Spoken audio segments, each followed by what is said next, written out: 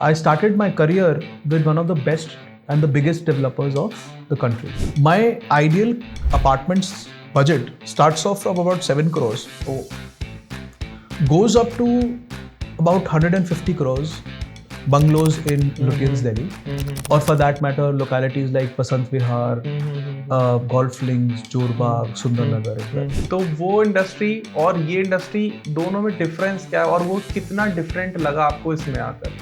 लगभग जॉनर हर किसी का सिमिलर है, थोड़ा सा थॉट में इनका फर्क आ सकता है. That is also depending on what kind of business you are इन.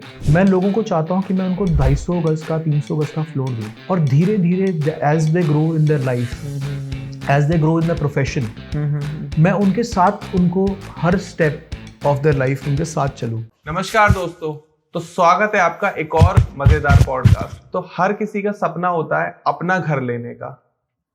तो इसी सपने को साकार करने के लिए और हजारों लोगों को उनका अपना सपने का घर दिलाने वाले हमारे साथ हैं super home luxury specialist mister रचित बख्शी.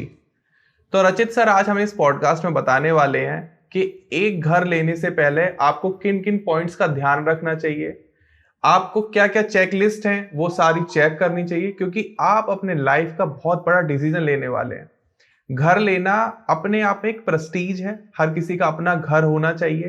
तो हम उसके बारे में भी बात करेंगे कि रेंटल हाउस बेटर है या अपनी ओन प्रॉपर्टी होनी चाहिए. उसके अलावा जब आप एक पेमेंट करते हैं, एक बड़ा लग्जरी घर खरीद रहे हैं, 10-20 करोड़ 50 करोड़ 100 करोड़ की प्रॉपर्टी में इन्वेस्ट कर रहे हैं, तो उस ट्रांजैक्शन के बीच में क्या क्या कौन कौन टाइप के लोग होने चाहिए, किस किस टाइप के लोग होने चाहिए. फॉर एग्जांपल लॉयर्स भी हो सकते हैं, एक वास्तु कंसल्टेंट की बहुत इंपॉर्टेंस है, और साथ में एक प्रॉपर्टी ब्रोकर की क्या इंपॉर्टेंस होती है उसमें. तो हम उस पॉइंट पर भी बात करेंगे. बाकी सर साउथ दिल्ली से हैं, तो साउथ दिल्ली में अभी प्रॉपर्टीज के क्या रेट्स चल रहे हैं, वहां पे आपको कब इन्वेस्ट करना चाहिए, किस टाइप से इन्वेस्ट करना चाहिए, हम उस पॉडकास्ट को भी इसमें कंप्लीट, टॉपिक को भी इस पॉडकास्ट में कंप्लीट करेंगे. तो प्लीज इस पॉडकास्ट में आप लास्ट तक बने रहिएगा सो दैट आपके सारे जितने डाउट्स हैं प्रॉपर्टी को लेके वो क्लियर हो जाए. बाकी हम रचित सर से मिलते हैं. So Rachit sir, welcome to our show. How are you? Very well Dhruv, thank you for calling me. और बहुत अच्छा लगा कि आज की इन्वायरमेंट में इट इज़ इम्पॉर्टेंट कि हर आदमी जब एक अपनी जिंदगी भर की जमा पूंजी इन्वेस्ट करने जा रहा है तो वो सब एस्पेक्ट्स को, हर पहलू को देख के समझ के फिर इन्वेस्टमेंट करे और ज़्यादा से ज़्यादा कॉम्प्लेक्सिटीज़ को अवॉइड करे. एग्जैक्टली. आज के इन्वायरमेंट में सबसे बड़ा इशू जो मैं समझ पाता हूँ मार्केट में इतने क्लाइंट्स के साथ में, डेवलपर्स के साथ में एंगेज करके, कि इशू ये नहीं है कि लोगों के पास इंफॉर्मेशन नहीं है. इशू ये है कि लोगों के पास बहुत ज़्यादा इंफॉर्मेशन अवेलेबल है. हाँ जी.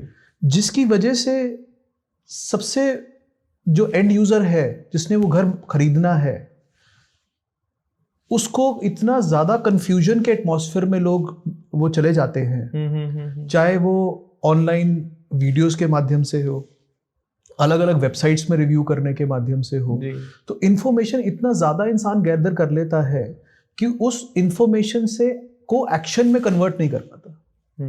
सो there is so much noise जो एक आज के इन्वायरमेंट में हर किसी के पास अवेलेबल है एट अ फिंगर्स टिप. हमारा mobile phone has so much information available. वो इंफॉर्मेशन को कट थ्रू करके अपने लिए जो बेस्ट डिसीजन है वो इंसान कैसे ले पाए.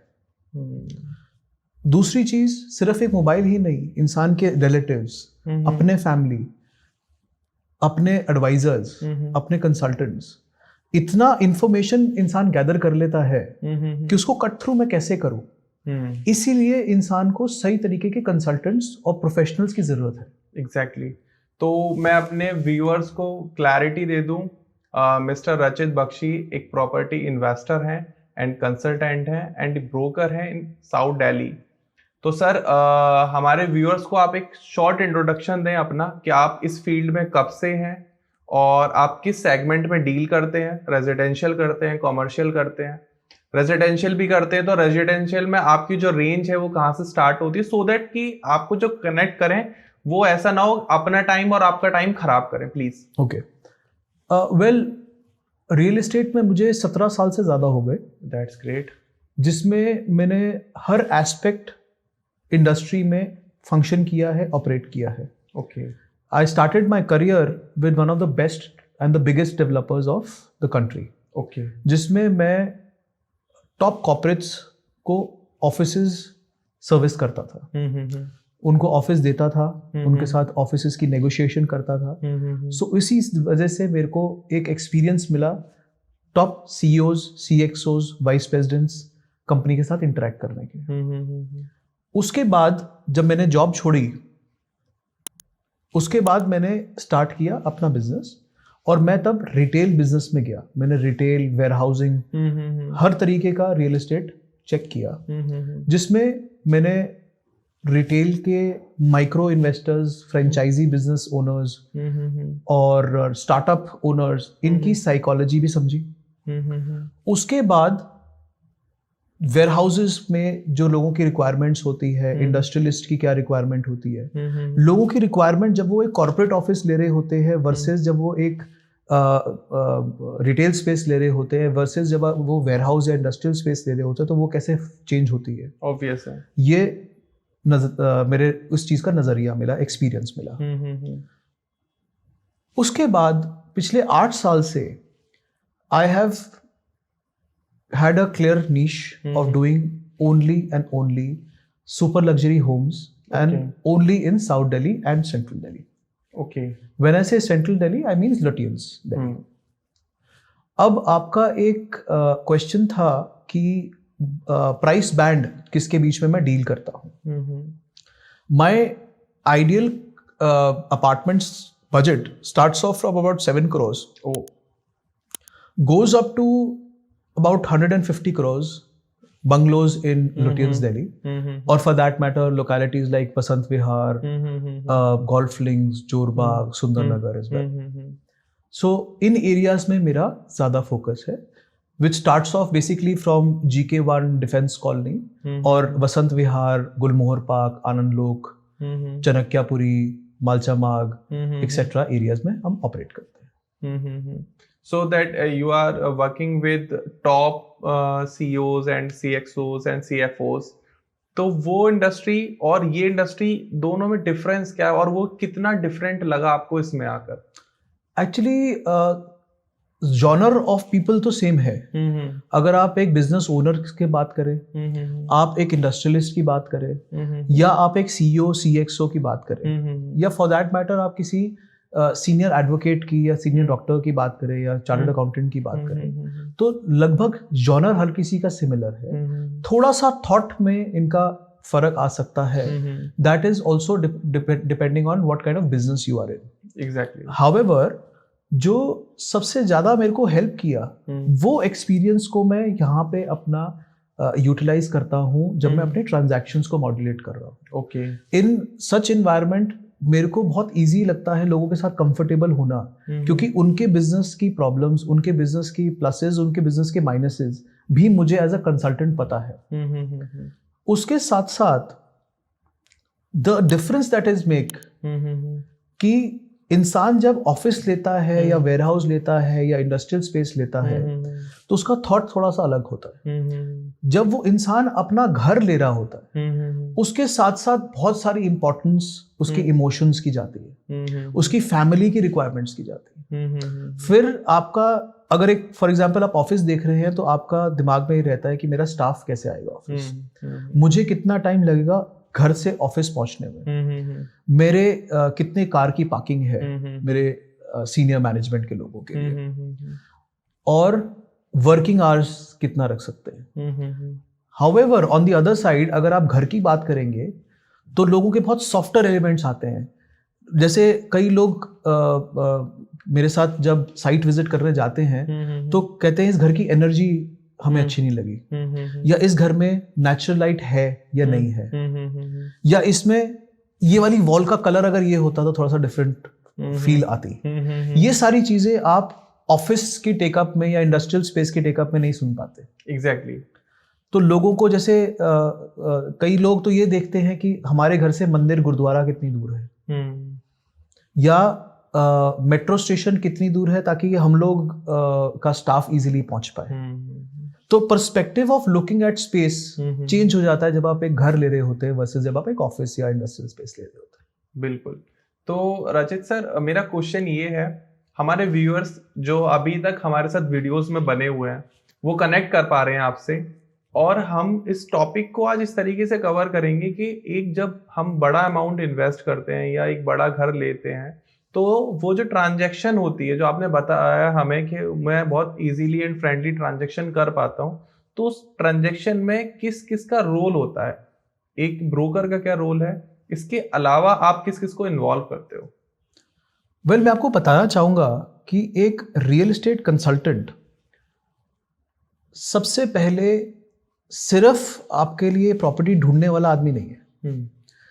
उसको पेमेंट, उसकी ब्रोकरेज तब मिलेगी जब उसने ट्रांजैक्शन कंप्लीट कर लिया, सेलर को उसकी 100% पेमेंट हो गई, बायर को अपना घर का पोजेशन मिल गया, दैट इज द टाइम जब ब्रोकर को उसकी पेमेंट मिलती है। सो अ पर्सन जो सक्सेस बेस्ड फीस पे काम कर रहा है उसका हमेशा इंटरेस्ट रहता है कि वो सक्सेस को जल्द से जल्द अचीव करे and with least amount of issues और no issues for that matter.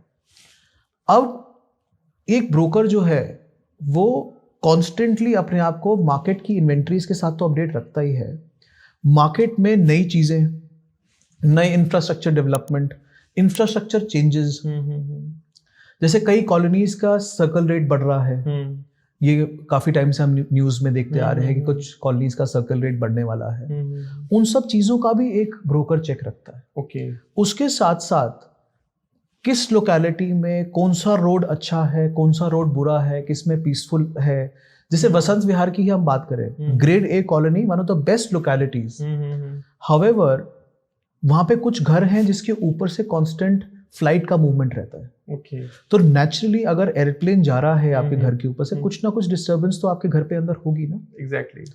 उसके साथ साथ एक ब्रोकर बड़े सॉफ्टवेयर एलिमेंट्स को भी अपने पैकेज के अंदर रखता है। वो आपकी एक्सपेक्टेशन और ओनर की एक्सपेक्टेशंस को कहीं ना कहीं ब्रिज कर रहा है, क्योंकि आप एज अ बायर या आप एज अ सेलर, आपके एक्सपेक्टेशंस, परसेप्शंस, लाइकिंग डिसलाइकिंग अलग होगी, way of carrying out business अलग होगा, कंफर्ट लेवल लोगों के साथ अलग होगा। वेल, लाइक आई से टू लॉट ऑफ पीपल कि अगर हमारी पांचों उंगलियां ही बराबर नहीं है तो सारे लोग बराबर कैसे होंगे? ऑब्वियस है।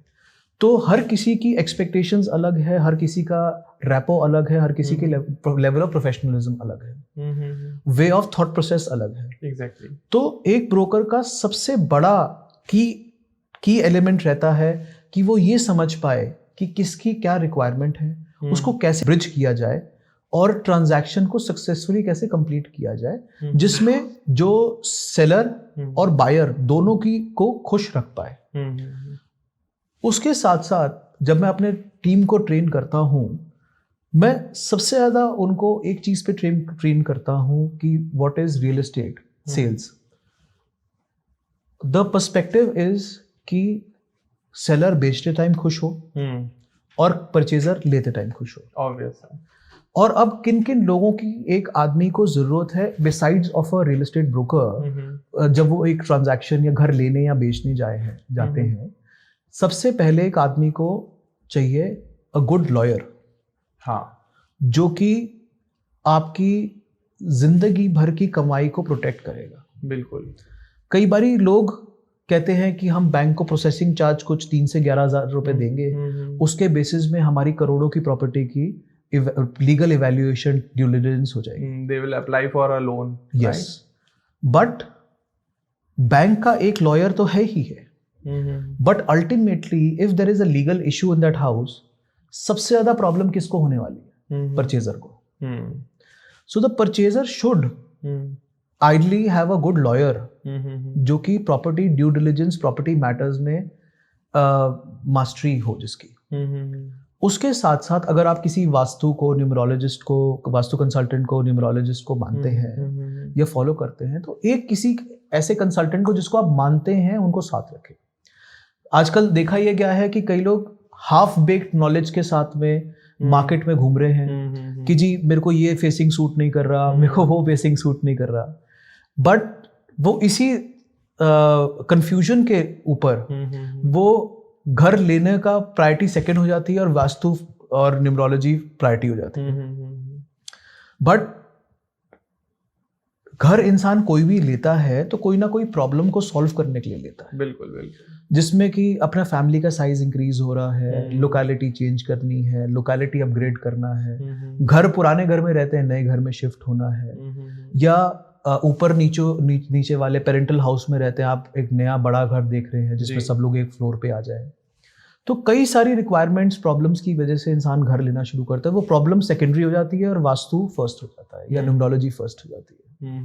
सो एक जो भी आपके कंसल्टेंट है, जो कि मैं बार बार अपनी वीडियोस में भी लोगों को एडवाइस करता हूँ कि आप एक सोल्यूशन को फॉलो करें या एक ऑकल्ट साइंस को फॉलो करें, एंड जो कि I am totally with you on that. Exactly.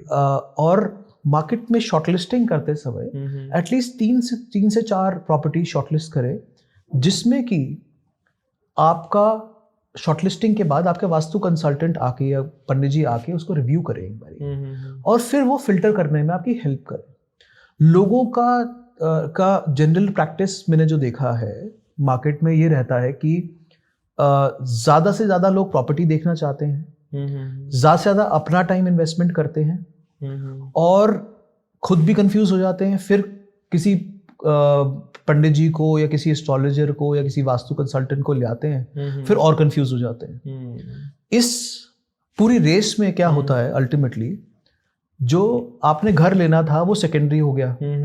कई लोग ऐसे, मेरे कुछ क्लाइंट्स मेरे पास भी आए हैं, I am not demeaning anybody, but जो एक्चुअली 7 करोड़ का फ्लैट था आज वो 11 करोड़ का हो गया है, बट आज तक वो घर नहीं ले पाए। और शायद वो ये वीडियोस देख भी रहेंगे। I am sorry but that's the truth. Exactly. होता भी ऐसे ही है, और मेरा भी पर्सनल मानना यही है, बिलीव सिस्टम ऐसे काम करता है कि आप वास्तु कंसल्टेंट से कंसल्ट करें या फिर किसी न्यूमरोलॉजिस्ट से करें या किसी भी ऑकल्ट साइंस एस्ट्रोलॉजर से कंसल्ट कर रहे हैं, इन सभी का जो काम है, जो मेन ड्यूटी है, वो ये है आपकी प्रॉब्लम को सॉल्व करना, ना कि प्रॉब्लम को बना के रखना या बढ़ाना। तो आप किसी भी वास्तु कंसल्टेंट्स के साथ कंसल्ट कर रहे हैं और फॉर एग्जांपल आपको प्रॉपर्टी पसंद आ गई, तो इनका काम है कि अगर उसमें कोई इशू है तो वो अपने इक्विपमेंट से, अपने सॉल्यूशन से उसको सॉल्व करें, ना कि भाई लेना ही नहीं है। फॉर एग्जांपल हमने अभी एक पॉडकास्ट किया था एक एस्ट्रोलॉजर के साथ, तो उन्होंने कहा कि आजकल भाई हो क्या रहा है, लोगों की प्रॉब्लम बढ़ा रहे हैं। कैसे? मान लो ध्रुव, तुम्हारा बर्थ हो गया, तुम्हारे ग्रह अच्छे नहीं है या तुम्हारी कुंडली ठीक नहीं है, उसमें कोई दोष है, तो अब क्या करें? तुम मर जाओगे या जीना छोड़ दोगे उस वजह से? अपनी बॉडी को त्याग दोगे? नहीं ना, हमारे पास आओगे, हम उसके कुछ रेमेडीज बता देंगे, कुछ रिजोल्यूशन बता देंगे, तो आप उनको फॉलो करो और सब सही हो जाएगा। लेकिन अब जैसे हमारी ये बॉडी है वैसी वो एक घर है, अगर उस घर में कोई छोटे मोटे इश्यूज हैं या वो वास्तु के हिसाब से प्रॉपर नहीं है तो उसे सही करा लो। 7 करोड़ की प्रॉपर्टी 11 करोड़ तक जाना उसके प्राइस को, और आप बैठ के बस देख रहे हो, वेट कर रहे हो, वो तो अपने आप में ना एक मान के चलो कि बेवकूफी कहेंगे उसको, छोड़ना अपॉर्चुनिटी को। और लोग अपॉर्चुनिटी छोड़ देते हैं इस चक्कर में। ट्रू। कि एक बेटर अपॉर्चुनिटी है, इन्वेस्टमेंट अपॉर्चुनिटी, लेकिन किसी वास्तु ने बोल दिया तो आप ब्रोकर की बात नहीं सुन रहे जी। अच्छा, अब मेरा अगला आपसे डिस्कशन ये, ब्रोकर्स को लेके ना बहुत नेगेटिव हो गए हैं लोग, ठीक है। अब उसके पीछे चाहे कोई भी रीजन हो, कुछ लोगों का कहना ये है कि जब हम प्रॉपर्टी सेल करने जाते हैं तो मार्केट मंदा है, और जब हम खरीदने जाते हैं तो भाई बहुत हाइप है, बहुत हाइक चल रहा है, रेट बढ़ते चले जा रहे हैं।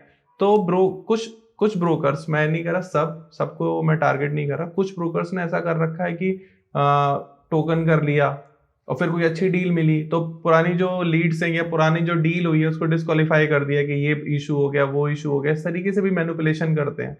तो उसके बारे में आपकी क्या राय है, आपके क्या थॉट्स हैं?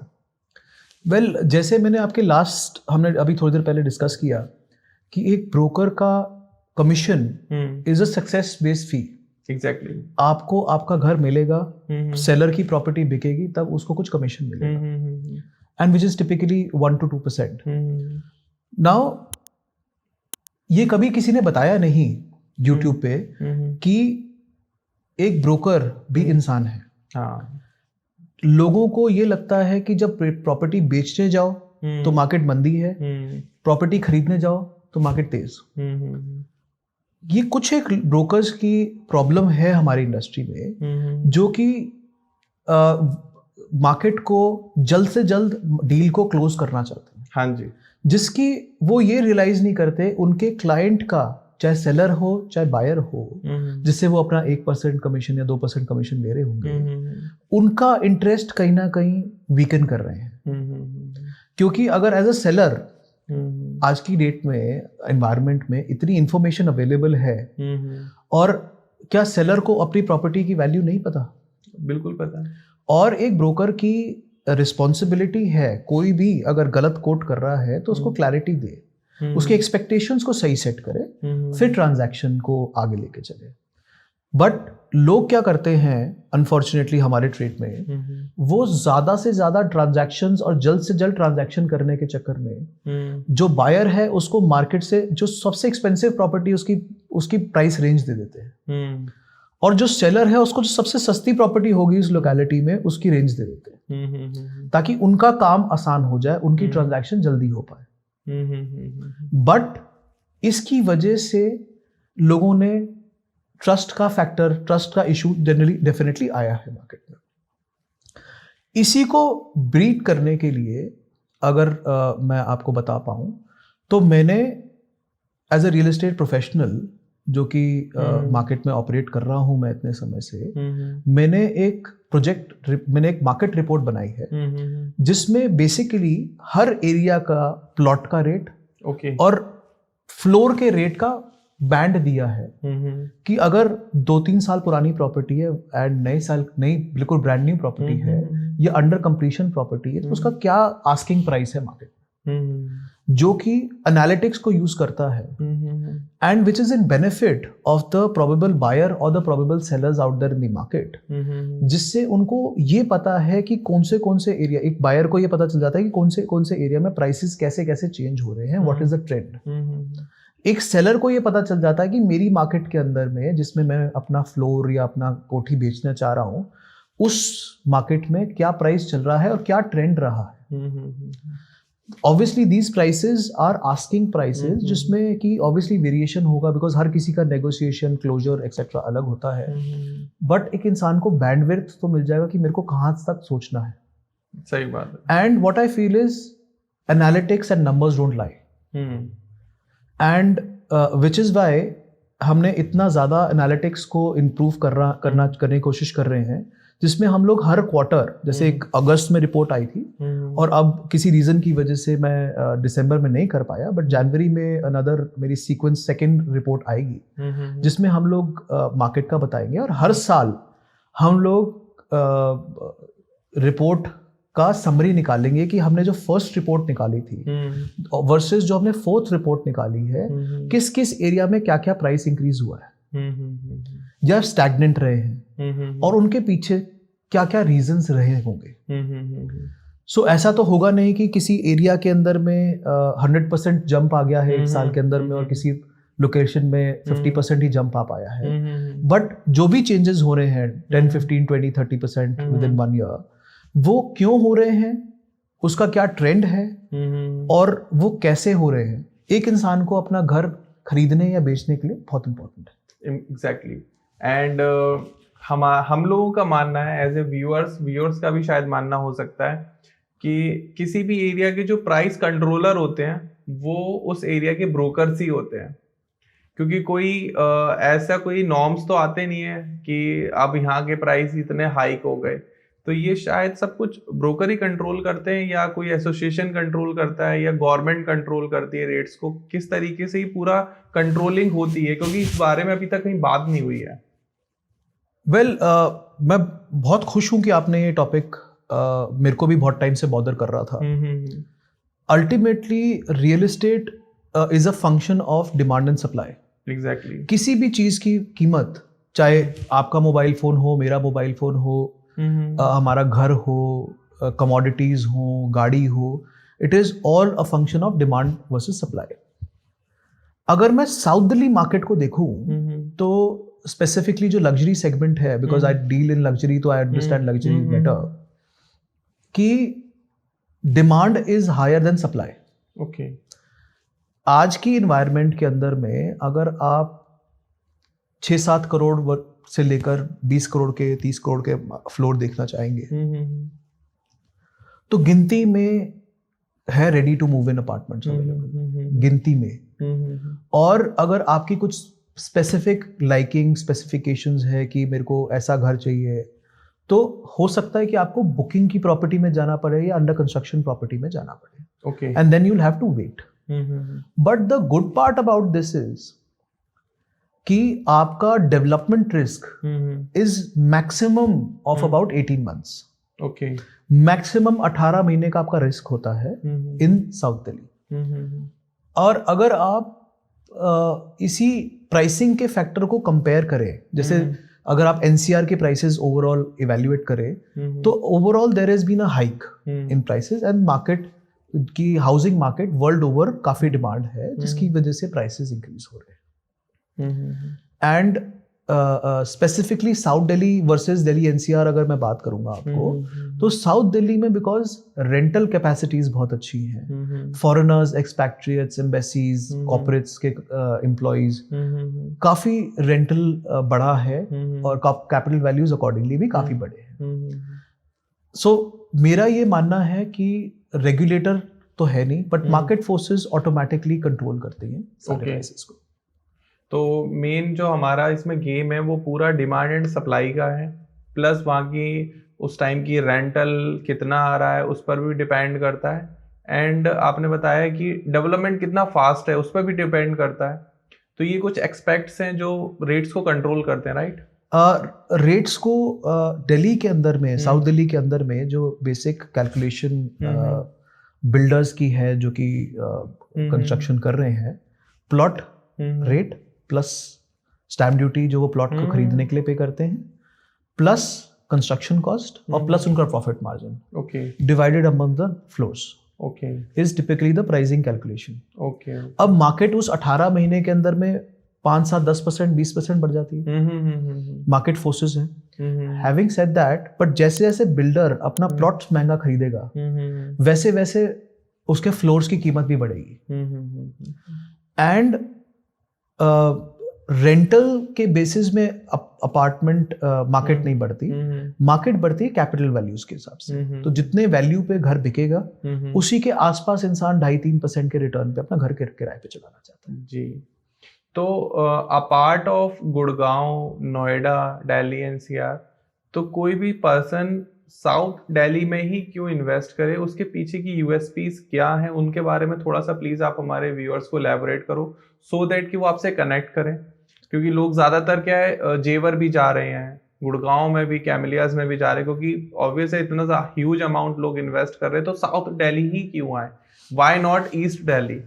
Okay, well let me compare first with Gurgaon. Gurgaon में शुरू से कुछ एक इश्यूज रहे हैं, because I started my career with Gurgaon, तो I know Gurgaon very well. Gurgaon के अंदर में हाईवेज तो सेंट्रल गवर्नमेंट बहुत अच्छा बना देती है। कुछ एक सेक्टर रोड जो कि बिल्डर बना रहे हैं, जैसे गोल्फ कोर्स रोड किसी डेवलपर ने बनाया, कुछ एक डेवलपर ने एक्सटेंशन रोड के बारे में कुछ पैच में उसने कुछ किया। उसके बाद गवर्नमेंट ने बनाया southern periphery road, Jaipur highway, काफी कुछ गवर्नमेंट ने डेवलप किया। अनफॉर्चुनेटली जो इशू आता है is connectivity between your complex and those highways. आप अगर द्वारका एक्सप्रेसवे पे जा रहे हैं, सो जैसे ही आपका द्वारका एक्सप्रेसवे आपने एंटर किया टू मानेसर, वो बहुत सुंदर हाईवे है और हर सोसाइटी आपको वही देख के बचा रही है कि बेच रही है कि जी हमारी सोसाइटी से हाईवे दिखता है। बट आप कभी उस हाईवे से उतर के इन सोसाइटीज की तरफ जाइए, about 60 to 80% roads are broken.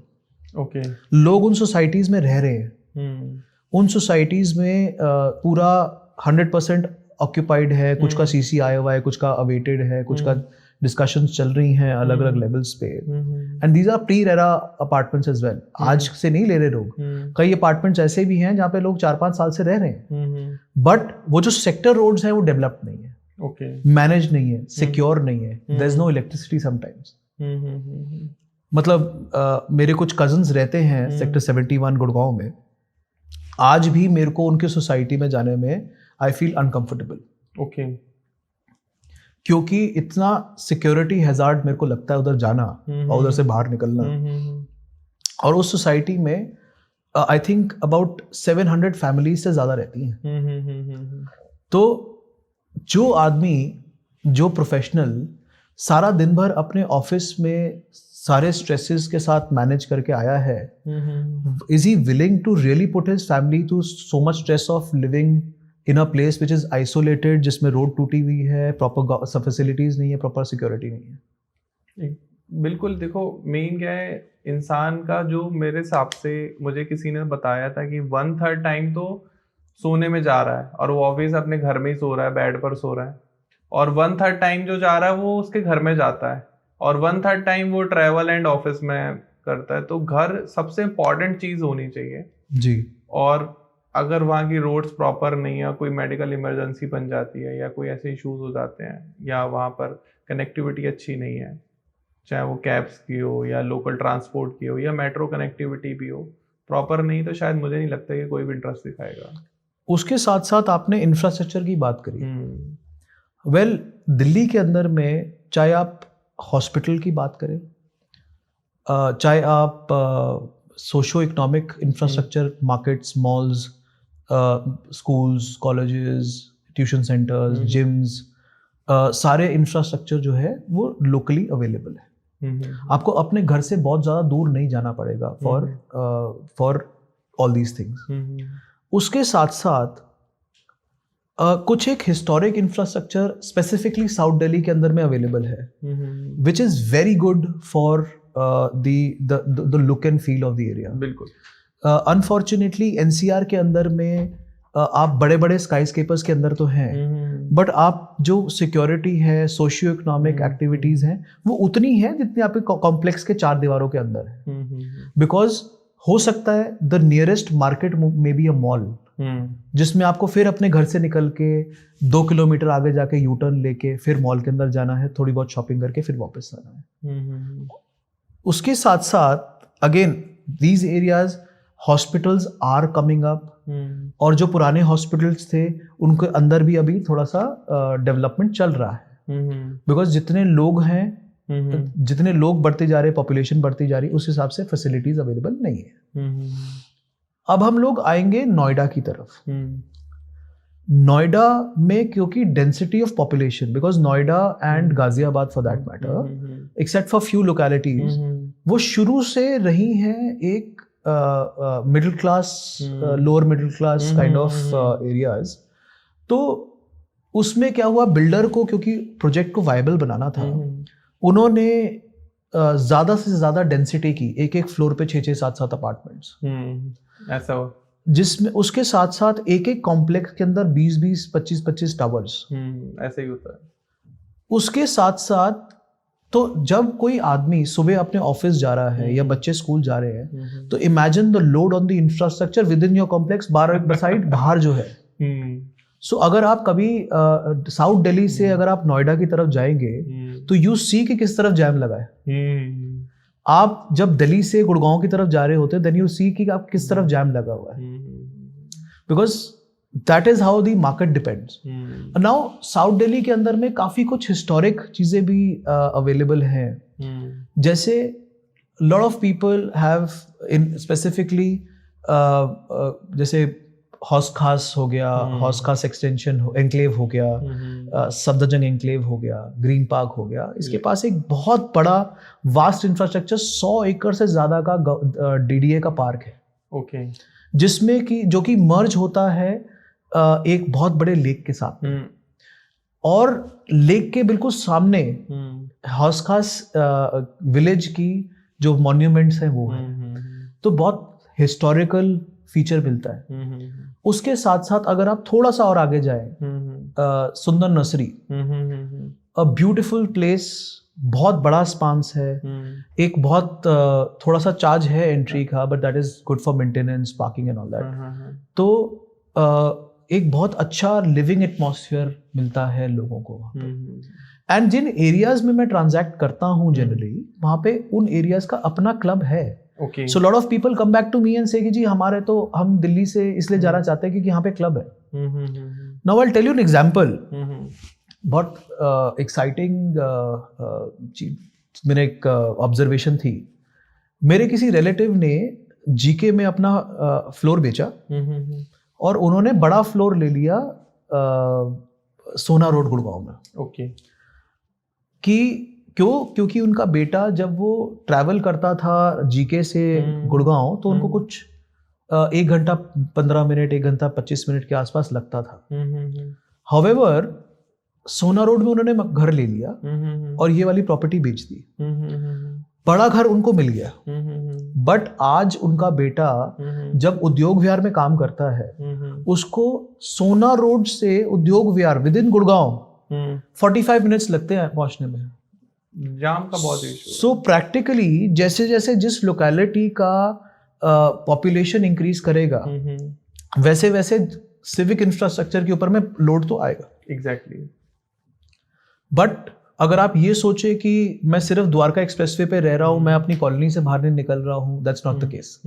आपको फिर वही उद्योग विहार, वही सीबीडीज जो अलग अलग बनी हुई है, साइबर सिटी है, MG road, golf course road, golf course extension road, उधर आपको जॉब या बिजनेस करने जाना ही पड़ेगा। So my request to listeners is कि आप ये भी सोचिए कि आज अगर जो infrastructure is suffice for an area, वो सफाई बहुत ज्यादा लंबे समय तक है कि नहीं रहेगा। साउथ दिल्ली का इसमें एक यूएसपी मैं एक तरीके से देखता हूं कि अगर साउथ दिल्ली में डेवलपमेंट हो रही है तो हर लोकेलिटी में मैक्सिमम 4 से 5% और उससे भी ज्यादा हो तो 7-8% के आसपास ही डेवलपमेंट हो रही है। घर टूट के 4 माले के बन रहे हैं, दैट इज इट। बट अगर गुड़गांव के अंदर में, नोएडा के अंदर में सिर्फ एक सोसाइटी भी डिलीवर हो रही है 1 साल के अंदर में, तो आपके पास 22 फ्लोर्स के कम से कम 11 से 12 टावर्स डिलीवर हो रहे हैं। तो आप ये देखिए कि किस जगह के इंफ्रास्ट्रक्चर पे ज्यादा लोड होगा। डेंसिटी बहुत ज्यादा बढ़ रही है यहाँ पर जी, और शायद उसका ना नेचर पर भी इम्पैक्ट पड़ेगा, चाहे वो पॉल्यूशन हो, चाहे वो एक्यूआई हो, और ऑब्वियस है डिमांड भी है, लेकिन यहाँ पर वही है प्राइसिंग का सारा इशू है सर, सारा प्राइस का खेल है। अब सर प्राइस का आई नो, बट थोड़ा थोड़ा जैसे जैसे मार्केट में प्राइसिंग चेंज हो रही है, अभी जैसे कुछ एक डेवलपर्स ने प्रोजेक्ट्स लॉन्च किए हैं नोएडा में जिसमें लगभग साउथ दिल्ली के प्राइसेस को बीट अचीव करना चाह रहे हैं। ओके।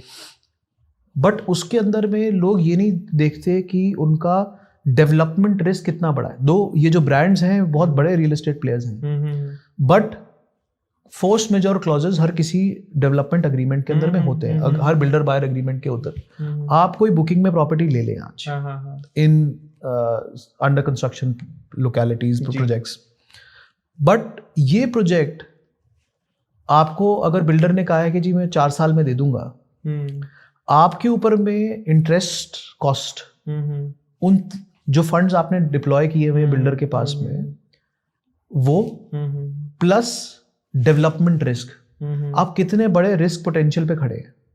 वर्सेस अगर आप साउथ दिल्ली में भी प्रॉपर्टी देखते हैं, क्योंकि उसने सिर्फ 4 मारा की बिल्डिंग बना रही है और उसने बढ़िया फिट एंड फिनिश अंदर करके देने जो कि प्री अग्रीड है, आपका डेवलपमेंट रिस्क मैक्सिमम 18 महीने है, क्योंकि बिल्डर को पता है कि एनजीटी के टाइम पे कंस्ट्रक्शन बैन हो जाता है, कि कुछ ना कुछ अनफोर्सीन सर्कमस्टांसेस और साल भर में हो पाते हैं। तो बिल्डर भी ये चाहता है कि, क्योंकि like I told you the math, property cost plus registration cost plus construction cost plus profit margin is construction is the floor cost of apartment. So ये बिल्डर्स जो है ये चाहते हैं कि मैं उसको जल्दी से जल्दी अपनी इन्वेस्टमेंट को लिक्विडेट करूं और पोजेशन क्लाइंट को दूं और मैं निकलूं। बिल्कुल। अनलाइक आप गुड़गांव नोएडा में देख लीजिए कितने प्रोजेक्ट्स हैं विच इज अनडिलीवर्ड। बहुत सारे लोग आज भी ईएमआई पे कर रहे हैं, बट घर उनको 5 साल से नहीं मिला। अनसर्टेनिटी भी है इस चीज में, और चाहे रेरा अप्रूव्ड हो या बिना रेरा अप्रूव्ड हो, बहुत सारे बिल्डर्स यहाँ जेल में हैं और जेल जा रहे हैं, जेल जा चुके भी हैं शायद। Sir I would like to mention here कि वो तो जो गवर्नमेंट ने अपना कोर्स ऑफ एक्शन लिया वो लिया, बट हम अपने आप को ऑलरेडी बिजनेस का, हमारे वर्क का, हमारे प्रोफेशन का इतना सारा इन्वेस्टमेंट है इन टुडेज एनवायरनमेंट कि इंसान को कई बार 24 घंटे भी कम लगते हैं। उसके ऊपर से वो एक स्ट्रेस और ले ले कि जी मैंने घर खरीदा था वो कब मिलेगा। सो आप ये देखिए कि आप as a professional, as an individual, as a businessman, what is your priority? Is it your and your family's well-being more important, or taking undue stress is more important? Exactly. जैसे कि मैं लोगों को कहता हूँ कि आप किसी प्रोफेशनल को अगर आप एंगेज कर रहे हैं, एक रियल एस्टेट ब्रोकर को, आप उसको 1% दीजिए ताकि वो खुशी खुशी काम करेगा आपके, और वो पेमेंट तभी लेगा जब आपको आपका पोजेशन मिल गया घर का, आपके घर की रजिस्ट्री हो गई, पोजेशन हो गया, तभी वो पेमेंट लेगा। But this is where people try and dodge कि जी नहीं थोड़ी सी कमीशन में कम दे देंगे, we rather deal with a unprofessional agent या जिसको not a very well known agent और not a very well known brand, तो उसकी वजह से थोड़ी बहुत कॉम्प्लेक्सिटीज आ सकती है। बिल्कुल रचित सर, तो हम लोग डिस्कस कर ही रहे हैं प्रॉपर्टी को लेकर, तो सारे जो व्यूअर्स हैं, आप सुपर लग्जरी स्पेशलिस्ट हैं, ठीक है, प्रॉपर्टी में, तो एक नॉर्मल प्रॉपर्टी में और एक सुपर लग्जरी प्रॉपर्टी में क्या क्या डिफरेंसेस होते हैं, थोड़ा सा आप प्लीज इलैबोरेट करें कि लोग क्राइटेरिया समझ पाएं, क्योंकि लग्जरी एक वर्ड है वो बहुत भारी वर्ड है, तो प्रॉपर्टी भी लग्जरी होती है, ये मैंने सुना आज के पॉडकास्ट में, और हमारे व्यूअर्स भी शायद बहुत सारी, क्योंकि मास ऑडियंस है सर, ये तो ग्लोबल है, तो प्रॉपर्टी भी लग्जरी प्रॉपर्टी होती है, तो वो लग्जरी प्रॉपर्टी कैसे होती है, थोड़ा सा प्लीज बताएं। सर मैं यहाँ पे बताना चाहूंगा कि सुपर लग्जरी आपके घर से पहले आपकी लोकेलिटी है। ओके, वेल आप किस जॉनर के लोगों में या किस लोकेलिटी के किस जॉनर के लोगों में आप उठ बैठ रहे, आपका एड्रेस इज लग्जरी। से फॉर एग्जाम्पल वसंत विहार में एज लॉन्ग एज आपके घर के आगे, आपके एड्रेस के आगे वसंत विहार का टैग लग गया, तो डज नॉट मैटर कि आप 400 गज के फ्लोर में रह रहे हैं या 2000 गज की कोठी में रह रहे हैं, आपके एड्रेस में वसंत विहार का टैग लग गया, that is the biggest part of luxury. मतलब अगर आप किसी को बोले कि मैं बेंटले में चलता हूँ, तो ये लोग ये नहीं पूछेंगे कि आप कौन से वर्जन बेंटले में चलते हैं। तो अगर आप लग्जरी की बात करें, luxury starts with the locality जहां पे आपका घर लोकेटेड। एग्जैक्टली। जिससे कि 10-11 लाख रुपए गज का रेट है वसंत विहार में। और बाप रे। और टिपिकली अगर हम बात करें सुंदरनगर में, Sundernagar is one of my favourite areas of South Delhi. सारे घर करीब 870 गज के, 900 गज के आसपास आप पकड़ सकते हैं, और सारे ही घर लगभग 100 करोड़ प्लस है। क्या बात है। और एक बहुत छोटी सी लोकेलिटी है जो कि सराउंडेड है दिल्ली जू से। ओके। तो आप इमेजिन कर सकते हैं कि क्या ग्रीनरी होगी वहां पे, और क्या एटमॉस्फेयर होगा रहने का। और सारे के सारे घर लगभग एक ही साइज के हैं, एक ही जॉनर के लोग रहते हैं वहाँ पे, एक ही तरीके की वहाँ पे इंफ्रास्ट्रक्चर अवेलेबल है पूरे के पूरे एरिया के अंदर। So when you talk about luxury, हर किसी का पैमाना और मेजरमेंट ऑफ लग्जरी और consideration of the word luxury is different. किसी को एक फॉर्च्यूनर भी लग्जरी लग सकती है, और किसी को मर्सिडीज भी लग्जरी नहीं लग सकती। बट जैसे मेरा एक एस्पिरेशन है कि मैं लोगों की प्रोग्रेस में उनका साथी बनूं, I become their partner in their progress. मैं लोगों को चाहता हूं कि मैं उनको 250 गज का, 300 गज का फ्लोर दूं, और धीरे धीरे as they grow in their life, as they grow in the profession, मैं उनके साथ उनको हर स्टेप ऑफ देयर लाइफ उनके साथ चलूं। आज कोई 300 गज का फ्लोर लेता है, कल 500 गज का लेगा, परसों 1000 गज का लेगा। उसके बाद हो सकता है कि आज उसने GK1 में फ्लोर लिया है, कल को वसंत विहार में लेंगे, उसके बाद जोरबाग में लेंगे, हो सकता है लिटियंस जोन में कोठी भी ले लें, depending how progress happens. So my definition of luxury is locality, because specifications जो हैं आपके घर की, आपके मकान की, वो तो हर एरिया की एक डिफरेंट बेंचमार्क है। फॉर एग्जांपल अगर आप GK1 देखते हैं जिसमें 7 करोड़ का अपार्टमेंट है, और अगर आप देखते हैं वसंत विहार जिसमें स्टार्टिंग ही 12-13 करोड़ के अपार्टमेंट से हो रही है, तो ऑब्वियसली स्पेसिफिकेशंस का भी फर्क होगा। जो जैसे जैसे एरिया लोकेलिटी बढ़ती जाएगी वैसे वैसे फ्लोर और लग्जरियस होते जाएंगे, फिनिशेस और बेटर होते जाएंगे, वर्कमैनशिप और बेटर होती जाएगी, लिफ्ट्स का साइज और बड़ा हो जाएगा, पार्किंग जो है और क्लियरली डिमार्केटेड होगी और अच्छा पत्थर लगा होगा, because that is how the pricing of the area also increases. बिल्कुल। But basically luxury starts from the address. तो सर मेन मैंने आजकल देखा है कि लोग क्या करते हैं कि अपने किसी well known real estate broker के थ्रू डील ना करके जो रैंडम वेबसाइट्स हैं उन पर लिस्टिंग पड़ी हुई है, ऑब्वियस है that's all part of marketing, तो उसमें क्या लोग रेट्स ड्रॉप डाउन करके लिस्टिंग करते हैं सो दैट कि ज़्यादा से ज़्यादा लीड्स आ पाएँ, देन वो बाद में कन्वर्ट हो किस टाइप से हो, तो उस पर ज्यादा ट्रस्ट करते हैं, ज्यादा बिलीव करते हैं। तो इसके पीछे के क्या इश्यूज हैं, लोगों की क्या माइंडसेट्स हैं? वेल आज के एनवायरनमेंट में क्योंकि हमारे पास लाइक मैंने पहले बोला कि लोगों के पास बहुत ज्यादा इंफॉर्मेशन अवेलेबल है, and it is important for us to cut through the noise, कि इतने नॉलेज के शेयर जो बरसात हो रही है आपके ऊपर में, उसको हम कैसे कट थ्रू करें और अपने आप को बचाएं उससे। इंसान का, इसके लिए मैं आपको एक समझाऊंगा कि बाइंग प्रोसेस टिपिकली इंसान का क्या रहता है। इंसान ने सोचा कि अब मेरे को घर लेना है, वो कुछ एक अपने फ्रेंड्स के घर में गया, फैमिली रिलेटिव्स के घर में गया, या ड्राइव थ्रू कर रहा है, उसने देखा नए घर बन रहे हैं, तो वो उनके घर में उनकी भी रिक्वायरमेंट आती है कि मैं नए घर में शिफ्ट करूं। तो वो टिपिकली क्या करते हैं, वो वेबसाइट्स पे जाएंगे, जो भी 3-4 प्रॉपर्टी वेबसाइट्स हैं, उसमें अलग अलग लोगों की लिस्टिंग्स देखेंगे, फोटोग्राफ्स देखेंगे, और हर फोटोग्राफ पे क्लिक करते जाएंगे, हर एडवर्टाइजमेंट पे क्लिक करते जाएंगे। One needs to understand these website are just cataloguing platforms. एक टाइम पे मैं भी था इन पोर्टल्स पे लिस्टेड, बट मैंने अपने आप को विड्रॉ इसलिए किया इन सब चीजों से, because I did not want to be part of this game.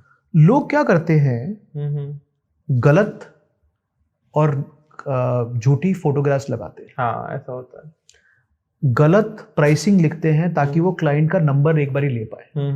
वो 10 करोड़ के फ्लोर का फोटोग्राफ्स लगा देते हैं 6 करोड़ के फ्लैट के साथ। ऐसा होता है, जिसमें कि आपकी एक्सपेक्टेशंस, आपकी valuation of the market completely jeopardise हो गई।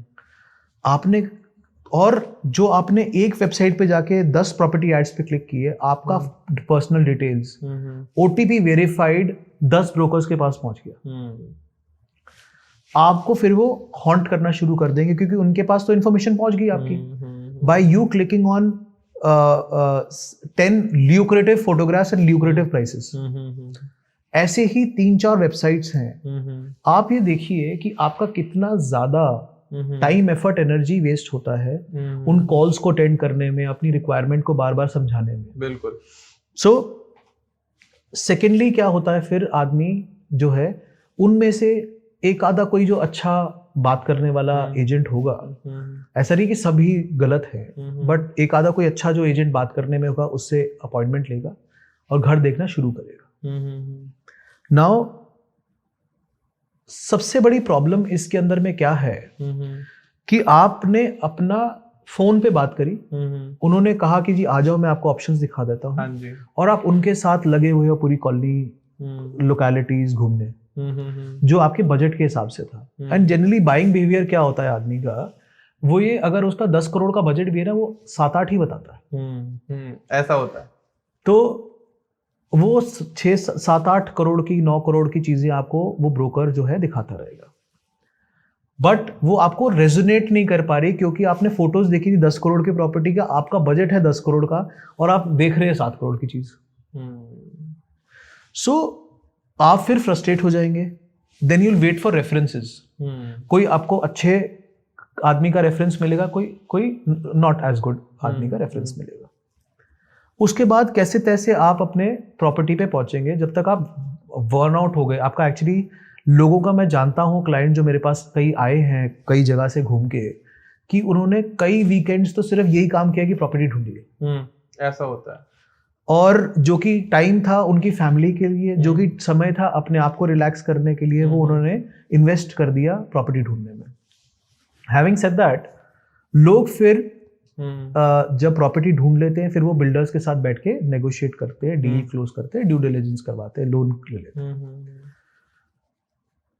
उसके बाद ट्रांजैक्शन करके जब आपने अपनी ब्रोकरेज पे कर दी, कई लोगों को तो यही नहीं पता कि वो ब्रोकर किस स्टैंडिंग का है, मार्केट में कल को कोई मेरे को प्रॉब्लम आ गई उस घर के अंदर में तो है भी कि नहीं है। बिल्कुल। उसके बाद कुछ एक इसको मैंने सॉल्व कैसे करने की कोशिश कर रहा हूँ। इन सारे जो ये लंबा प्रोसेस और इतना पेन और इतना एफर्ट लगता है कि मैं एक जूम कॉल या एक मीटिंग कंसल्टेशन मीटिंग रखता हूँ क्लाइंट के साथ में, ठीक है, एट देयर कन्वीनियंट प्लेस, और मैं उनकी स्पेसिफिकेशंस नोट डाउन करता हूँ, जिसमें कि और पेन पॉइंट्स लिखने की कोशिश करता हूँ, अंडरस्टैंड करने की कोशिश करता हूँ, जिसकी वजह से वो रिलोकेट कर रहे हैं अपना घर। तो जिस पॉइंट्स, इन सारे पॉइंट्स में, और कई पॉइंट्स ऐसे होंगे जो नेगोशिएबल होंगे, स्पेसिफिकेशंस, कुछ चीजें होंगी जो नॉन नेगोशिएबल होंगी। ऑब्वियसली किसी ना किसी पेन पॉइंट से आ रही होंगी या किसी ना किसी अपनी वास्तु या किसी पर्सनल रिक्वायरमेंट की वजह से आ रही होगी। उस रिक्वायरमेंट के हिसाब से मैं फिर क्लाइंट को मैक्सिमम 5 से 6 प्रॉपर्टी दिखाता हूँ। ओके। जिसमें अगर कोई गैप हुआ तो उनको प्रॉपर्टी कोई सूट नहीं करेगी, उन जो 5 मैंने दिखाई। अगर गैप ना हुआ तो 100% 2 से 3 प्रॉपर्टीज क्लाइंट के रिक्वायरमेंट के हिसाब से उनको मिल जाती है। Now the biggest opportunity the client gets is, कम से कम समय वेस्ट किए, उनको प्रॉपर्टी मिल गई। अब इतना टाइम मेरे को इंडस्ट्री में हो गया है तो obviously there is past relationship with developers which helps me negotiate the deal. उसके साथ साथ I have got a huge lineup of vendors available with me, जिसमें कि डीड राइटर्स भी हैं, लॉयर्स भी हैं, चाहे ड्यू डिलिजेंस करवाना है, वास्तु करवाना है। I also have home inspection companies जो अगर आप रीसेल का फ्लोर ले रहे हैं वो ये बताएंगे कि कौन सी दीवार में डैम्पनेस है, कौन सी दीवार में आपको मतलब कौन सा आपका इलेक्ट्रिकल फिटिंग्स ठीक नहीं है, उस और कितने स्क्वायर फीट का है कौन सा बेडरूम, ताकि आप फर्नीचर प्लान कर पाएं, जो कि थोड़ी थोड़ी कॉस्ट्स हैं। बट आई फील अगर आप लग्जरी प्रॉपर्टी खरीद रहे हैं तो इतना छोटा छोटा इन्वेस्टमेंट आपको करना चाहिए, ताकि you are not surprised later on.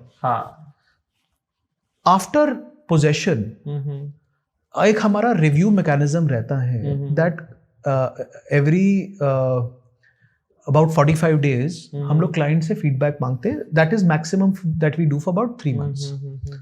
About the house, उसमें कुछ पेन पॉइंट्स हैं, कुछ जैसे अगर कई अंडर कंप्लीशन घर ले लिया, फर्स्ट मूव इन है, थोड़ी बहुत जैसे कई बारी पेंट में क्रैक आ गया, नहीं पर थोड़ा कोई काम रह गया, हल्की सी कहीं पे सीपेज आ गई, तो वो और डेवलपर के साथ कम्युनिकेट करके उसको जल्द से जल्द सेटल कराना। ओके।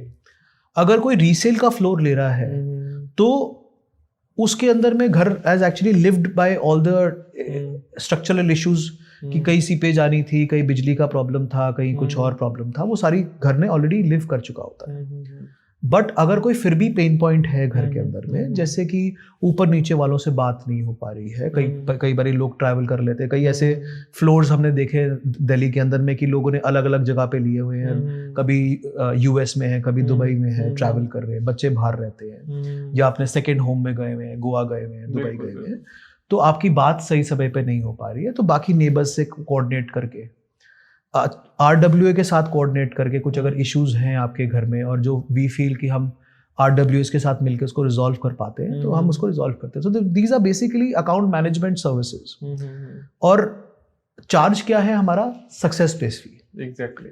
सो जब हम क्लाइंट को जल्द से जल्द शॉर्टेस्ट पॉसिबल टाइम में उसके मतलब की चीज दे पाएंगे at the best possible commercials and the least possible stress, तो जनरल उसका बाइंग एक्सपीरियंस कितना अच्छा होगा, बिल्कुल उनका बाइंग टाइम कितना कम होगा, और उनका शिफ्टिंग का जो पेन था, उनका टाइम एफर्ट एनर्जी जो खुद का लग रहा था, बिकॉज हमारे पास इतने सारे वेंडर्स, इतने सब कुछ है, तो वो सारी उनकी इश्यूज काफी हद तक रिजॉल्व हो जाती है। तो ये मैंने मतलब फर्स्ट टाइम आपने जैसे बताया कि आप सबसे पहले एक जूम कॉल कंसल्ट करते हैं, कस्टमर के पेन पॉइंट्स नोट डाउन करते हैं, फिर उसके अकॉर्डिंग आप प्रॉपर्टी को सर्च आउट करते हैं कि कौन सी सॉर्टेड है, क्या उसको दिखानी है। तो एक जो आपने पूरा परफॉर्मा बना रखा है, पूरा असेसमेंट बना रखा है, शायद ये ही आपको दूसरों से अलग बनाता है। क्योंकि ज्यादातर ब्रोकर्स क्या करते हैं कि हाँ जी कहाँ हो आप, कि ठीक है ऑफिस आ जाओ, अपना बजट बताओ, और उस बजट में जितनी प्रॉपर्टीज होती हैं सारी दिखा देते हैं, वो सारी विजिट करा देते हैं। कस्टमर की कोई रिक्वायरमेंट को उनको समझने का वो टाइम ही नहीं, बस खाली बजट सुना और अपने एक बंदा उठाया और भाई ये लो कीज और फटाफट सर को जाओ, सारे फ्लोर्स और सारे घर दिखा दो, और कस्टमर लौट कर आया। अब उसके बाद क्या होना है उनको खुद ज्यादा नहीं पता। तो मेरे हिसाब से जो भी रियल एस्टेट ब्रोकर्स हैं जो अभी वीडियोस देख रहे हैं या आपकी इंडस्ट्री से हैं, तो प्लीज आप रचित सर से कंसल्ट करें इस बारे में कि वो ऐसे कौन कौन से क्वेश्चंस कवर कर सकते हैं। आप उनसे कोई चार्ज तो नहीं लेने वाले भी बताने? Not at all, most welcome. हाँ, तो आप अपनी कम्युनिटी में इस चीज को और लोगों को बताएं थ्रू द वीडियोस, ये आपको भी समझ में आ रहा होगा, और शायद मैं भी इम्प्लीमेंट करूं अपने इस काम में कि जो भी हमारे आ रहे हैं तो एक बार उनके पेन पॉइंट्स नोट डाउन करूं कि हाँ जी आपकी क्या बात चल रही है, क्या हो रहा है, तो वो और ज्यादा अच्छा हो जाता है, बेटर हो जाता है। एक्चुअली मैं ये जानता हूं कि दुनिया भर में मैक्सिमम कॉन्फ्लिक्ट्स या मैक्सिमम इश्यूज कोई एक बारी बैठ के सुन लेना तो वहीं पे रिजॉल्व हो जाते हैं। हाँ, true. Having said that, like हमने पहले बोला कि ब्रोकर्स वो जो प्राइस कम बताते हैं सेलर को और बायर को हाई बताते हैं, उस लालच में कि ट्रांजैक्शन जल्द से जल्द हो जाए, तो ब्रोकर क्या जनरली टिपिकली क्या करते हैं, वो आपको हर घर दिखाएंगे मार्केट में जो अवेलेबल होगा। बिल्कुल बिल्कुल बिल्कुल। वो उनका लालच ये होता है कि कोई भी घर जो उस लोकेलिटी में जो आपने बताया है वो उनसे छूट ना जाए। क्यों? फिर किसी भी घर में आप डील करेंगे तो उनकी डील होनी है, बट उस टोटल प्रोसेस में वो अपने अपने अपने आपके साथ कितने बुरे रिलेशंस क्रिएट कर लेंगे, आपका टाइम कितना वेस्ट कर देंगे, आपकी एनर्जी कितना ड्रेन कर देंगे, कि वो इन सब अपने ब्रोकरेज के लिए आपको कितना मेंटली थका देंगे कि आप राइट डिसीजन लेने लायक ही ना रहो। तो there is way of doing business intelligently and there is a way of doing business in a rut. या तो आप किसी रट के पीछे पड़े रहे कि जी हाँ मैं आपको जी सुबह से रात तक घर दिखाऊंगा, मैं आपको पूरी एक दिन GK1 दिखाऊंगा, अगले दिन GK2 दिखाऊंगा, तीसरे दिन बसंत विहार दिखाऊंगा, और चाहे वो प्रॉपर्टी आपको सूट करती ना करती, बट आप भी मेरे साथ घूमते रहोगे। एक दिन आके आप मेरे से फ्रस्ट्रेट हो जाओगे और आप मेरे फोन उठाना बंद करोगे। बट रादर अगर मैं आपके साथ टाइम स्पेंड करूँ about 45 minutes to an hour, जब हम लोग कॉफी पिए, you understand me as a person, I understand you as a person, that is when you'll be able to respect me and I'll be able to respect you and I can understand your requirement, pain point and aspiration, और जिससे आपकी requirements को solution करना मेरे लिए आसान हो जाएगा। बिल्कुल। तो रचित सर, हमेशा ना YouTube पर and on all social media handles एक कॉन्फ्लिक्ट रहा है कि rental property is better than own a property. तो कई सारे कंपनी के फाउंडर्स हैं जो हमेशा बोलते हैं कि आप रेंटल घर में रहो, अपना घर खरीदना कोई फायदा नहीं है, मतलब एक एज ए इन्वेस्टर उसमें आपको उतना ज्यादा रिटर्न नहीं मिलेगा, यहाँ रिटर्न ज्यादा है। तो ये इस चीज को लेके ना काफी रील्स भी वायरल हो चुकी हैं। बहुत सारे कंसल्टेंट ऐसे हैं जो इसको ज्यादा प्रवोक करते हैं कि आप अपने घर में रह रहे हो मतलब बेवकूफ हो, आप रेंटल घर में रहो जी। तो being a real estate investor and a property consultant, आप उन सभी जो इस चीज को लेके बहुत ज्यादा बढ़ावा दे रहे हैं ऑन सोशल मीडिया, आप उनको क्या कहना चाहोगे? वेल ये जो इशू है, ऑनगोइंग कॉन्फ्लिक्ट ऑफ इंटरेस्ट है लोगों का, उसमें मैं आपको बता दूं कि कामा जी ने अभी रिसेंटली घर खरीदा है। who used to advocate about renting a house, उन्होंने खुद मकान खरीदा है. Well, घर, like I said in the starting of the podcast, कि एक घर में बहुत सारे emotions attached है. Exactly. आपका सेंस ऑफ अचीवमेंट अटैच्ड है. एक रेंटल का मकान जितने मर्जी स्ट्रांगली वर्डेड आपका लीज अग्रीमेंट हो, the moment the owner wants to re rent the house या आपको निकालना चाहता है, वो अपना 1-2-3 महीने का नोटिस देके निकाल सकता है. कभी भी आपकी वो sense of belongingness to that house नहीं आई, सेंस ऑफ अचीवमेंट नहीं आई. आप एक अपने फ्रेंड सर्कल में, अपने रिलेटिव्स में बता सकते हो कि मैं एक मालचा मार्ग में या सुंदर नगर में रह रहा हूँ, but in your heart you will still be at as regard yourself as a tenant. But जैसे ही आप अपना घर खुद खरीदते हैं, आपका level of aspiration, level of self pleasure, self assessment in your own eyes वो बेटर हो जाता है. ओके. उसके साथ साथ रेंटल के अंदर में ना बहुत सारे नुआंसेस हैं. एक तो रेंटल का घर जो है आदमी अपने स्टैंडर्ड के हिसाब से हमेशा मेंटेन नहीं करता, क्योंकि कई छोटे छोटे ऐसे कैपिटल रिलेटेड एक्सपेंडिचर होता है घर के अंदर में, जो कि इंसान कहता है कि अगर मेरी खुद की प्रॉपर्टी तो ही मैं करूँ, रेंट के घर में क्यों करूँ. ऑब्वियस है. ट्रू. वो चाहे आप 60,000 के मकान में रह रहे हैं या 6 लाख रुपए महीने के रेंट घर में रह रहे हैं या 15 लाख रुपए घर महीने के रेंट में, मेंटालिटी है वो मेंटालिटी आ जाती है. इंडियन मेंटालिटी है. तो हैविंग सेड दैट, रेंटल के लिए इफ यू आर आपको पैसिव इनकम चाहिए तो rental is a very good source of revenue. अब लोग मेरे से ये भी बात करते हैं, people who come from this mindset, लोग ये भी बात करते हैं कि 2%, 3% साल का ब्याज मिल रहा है, बट आपको जो वो 15% के आसपास या 30% के आसपास इनकम टैक्स रिबेट्स मिलते हैं in lieu of maintenance of the house, वो कौन केटर करेगा. उसके साथ में पैसिव इनकम का मतलब ये है कि आप कहीं पे पैसा इन्वेस्ट कर रहे हैं और कोई आपको पैसा कमा के दे रहा है. आपको पैसिव इनकम ऐसे ही जनरेट हो रही है in terms of residential rental. I know India is not like Canada and US जहाँ पे कि आपको 6-7% रिटर्न मिल रही है रेजिडेंशियल प्रॉपर्टी पे, but if you want passive income और कोई एक्टिव इन्वॉल्वमेंट नहीं चाहिए तो 2-2.5-3% मिल रही है, प्लस इनकम टैक्स बेनिफिट्स जो आपको मिलते हैं गवर्नमेंट की तरफ से, एंड प्लस अप्रिसिएशन बेनिफिट्स. आप अगर किराए के घर पे रह रहे थे तो जो अपार्टमेंट 2 लाख रुपए का था आज वो 3 लाख का हो गया, बट जो अपार्टमेंट 9 करोड़ का था आज वो 12 करोड़ का हो गया. वो वाला अप्रिसिएशन भी तो नहीं मिला आपको. हैविंग सेड दैट, एक बहुत मैं I don't know if I should be saying this और नॉट, बट कई लोगों को एक चीज बहुत इंपॉर्टेंट लगती है, कॉल मी कंजर्वेटिव, बट कई लोगों को एक चीज बहुत इंपॉर्टेंट लगती है अपनी लाइफ में कि देखिए 2 चीजें हैं इंसान की जिंदगी में जिसमें मैक्सिमम इन्वेस्टमेंट वो करते हैं in Indian mentality. One is buying a house, second is getting his kid married, अपना बेटा या बेटी की शादी में. नाउ अगर किसी ने किसी के साथ अपने मैरिटल पर्पस के लिए किसी फैमिली को मिलना है तो वो उनकी किस चीज को इवैल्यूएट करेंगे, उनके म्यूचुअल फंड स्टेटमेंट्स को, उनके जो डीमैट अकाउंट्स हैं उनकी स्टेटमेंट्स को, जो कि आप कभी भी लॉक इन की में नहीं रख सकते. They will always be driven by market resources.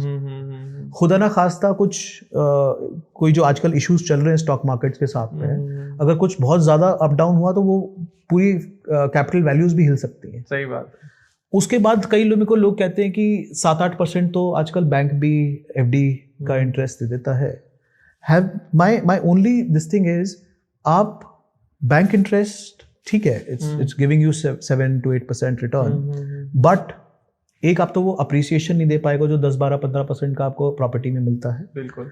Secondly आप उसको लॉक इन की में नहीं रख सकते. सही बात. Banks still assure you only 5 lakh, चाहे उसमें 100 करोड़ रुपए रखें फॉर एन एफडी. उसके साथ साथ अगर आप जैसे let me come back to the marital part, तो आप घर जब किसी के साथ मैरिटल पर्पस से किसी फैमिली को मिल रहे हैं तो आप उनका रहन सहन देख रहे हैं, उनका घर देख रहे हैं, उनकी लोकेलिटी देख रहे हैं, या उनका डीमैट अकाउंट देखेंगे। Exactly. So these are a few softer points that I would appreciate people to take into account while discussing even this topic. But मेरे हिसाब से अपना खुद का घर always better रहता है। मेरे हिसाब से भी, क्योंकि जो आपने मुझे आज पॉइंट बताया है कि डीमेट, ऑब्वियस है डीमेट में जो है किसको पता है कि क्या है, बट आप किसी अच्छी लोकेलिटी में और आपका अपना खुद का घर है, उसके बाद डीमेट में है तो ज़्यादा बेटर है, रेदर देन ऑफ कि पूरा आप डीमेट के ऊपर ही हैं और सब कुछ इन्वेस्टमेंट ही नहीं है। कुछ अपने लिए भी होना इंपॉर्टेंट है। आने वाली जनरेशन को आप क्या दे के जाओगे? एक घर एक इमोशन होता है जो आप दे के जाते हो। बाकी सर, अभी आपने देखा कि जेवर में एयरपोर्ट अब फंक्शनल होने वाला है, वहाँ पर पहली फ्लाइट भी स्टार्ट हुई है, अभी इंडिगो ने शायद करी है, मे बी, मुझे और एकदम कंफर्म नहीं है। तो जो इन्वेस्टर साउथ दिल्ली में इन्वेस्ट करने वाले हैं, तो आपको क्या लगता है कि उनका पॉइंट ऑफ इंटरेस्ट जेवर बन सकता है आगे? सी, एक इंसान को ये समझना पड़ेगा नाउ, इस चीज को असेस करने के लिए couple of weeks back मैं खुद जेवर गया था। Okay. I stay in Lajpat Nagar 3. It took me exactly 1 hour and 15 minutes to reach there. Typically मेरे घर से वही 40, 45, 50 मिनट मेरे को रखता है T3 पहुंचने में। So if I'm staying in South Delhi, I'm actually somewhat in middle of both the airports. और इससे जगह बेटर आपके लिए क्या हो सकता है कि आप एक ऐसी लोकेलिटी में रहते हैं जहां से 2 इंटरनेशनल एयरपोर्ट्स आपके पास में हैं, लेस देन या अराउंड 1 आवर में आप दोनों जगह पहुंच सकते हैं। हैविंग सेड दैट, अभी as an investor appreciation potential मेरे को जेवर में अब लिखता नहीं है।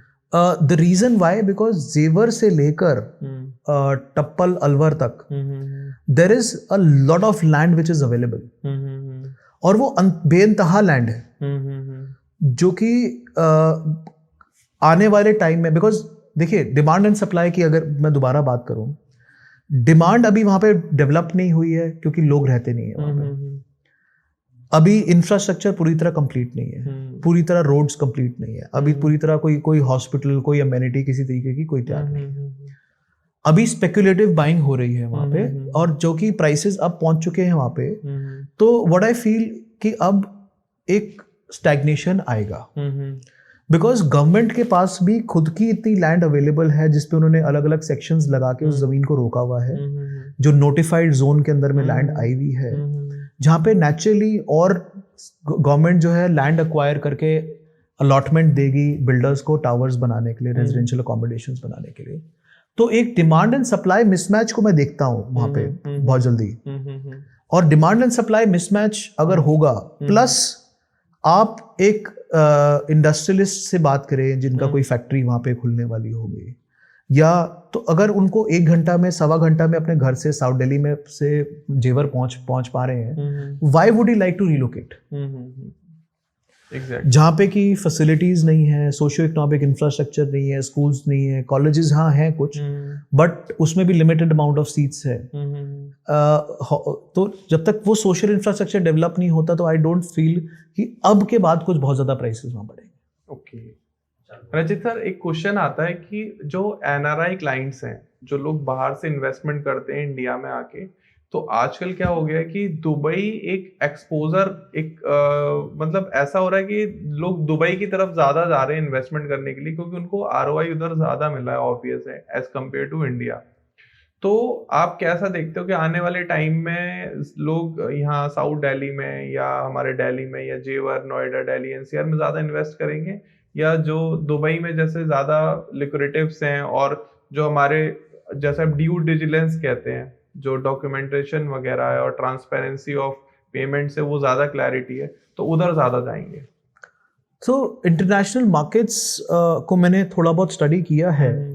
व्हाट आई फील इज कि दुबई भी बहुत जल्दी अगले 3 से 4 साल में, क्योंकि दुबई की खुद की पॉपुलेशन कितनी सी वो एवरीबडी नोज, एक हॉलिडे डेस्टिनेशन एक बिजनेस डेस्टिनेशन और एक पोर्ट ही है Dubai from a understanding perspective. I may be wrong, आप कमेंट करके मेरे को बता सकते हैं. I don't know actually more about it. And किसी और को भी अगर मेरे को इसके बारे में एनलाइटन करना है तो please leave a comment and we can discuss this. But what I feel is, जैसे अब साउथ दुबई बनने की बात हो रही है, एक और एयरपोर्ट बनने की बात हो रही है, उस सब इंफ्रास्ट्रक्चर को रिसीव करने के लिए इतनी ज्यादा फुटफॉल नहीं है.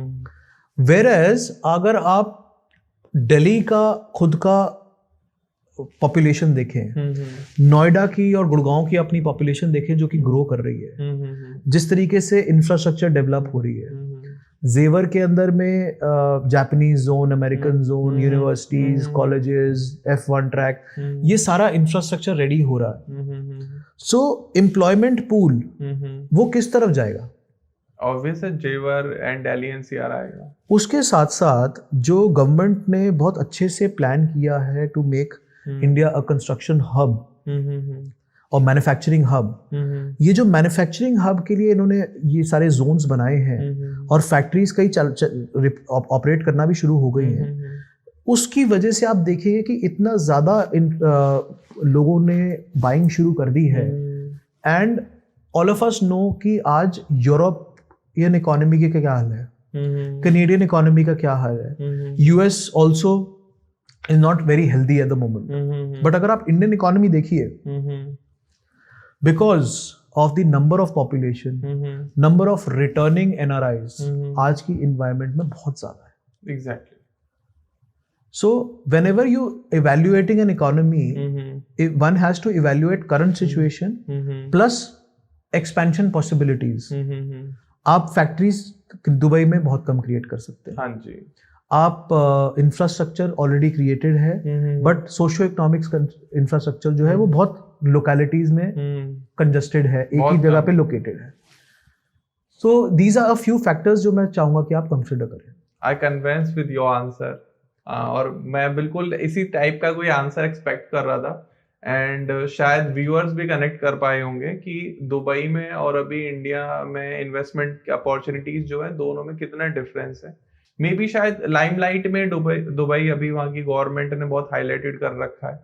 और एक और मेन पॉइंट है कि आप दुबई में इन्वेस्ट करेंगे बट आप कभी भी वहां के परमानेंट रेजिडेंस नहीं बन सकते. जी, राइट. शायद हम शायद गलत भी हो सकते हैं. नहीं, आपको गोल्डन वीजा मिलता है कुछ एक इन्वेस्टमेंट के ऊपर, बट एक वो वीजा ही है, वीजा ही है, आपको सिटीजनशिप नहीं मिलती. कभी नहीं मिलती ना. कभी नहीं. इंडिया में मिलती है बट इन्वेस्टमेंट के बाद आप अगर इंडियन है, इंडियन सिटीजन है, you can buy property.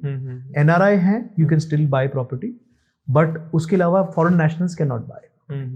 So Rachit sir, आपसे मिलकर मुझे बहुत अच्छा लगा और हमने डिस्कस किया साउथ दिल्ली की रियल एस्टेट को लेकर और वहाँ की प्रॉपर्टी को. और आई होप कि जितने व्यूअर्स अभी तक इस वीडियो को देख रहे हैं तो उनको क्लैरिटी मिली होगी.